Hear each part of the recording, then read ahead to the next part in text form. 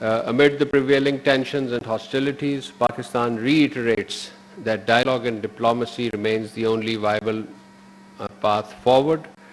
We welcome all efforts aimed at sustaining cessation of hostilities and resumption of dialogue between Iran and the United States. Pakistan is engaged and will continue to play its role in this regard.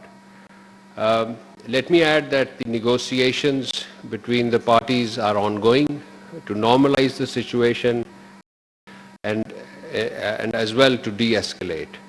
We are doing utmost to bring the parties back to the Islamabad MOU so that all irritants can be removed in the light of the spirit of the Islamabad MOU and the Pakistan-Qatar joint statement of 22nd June.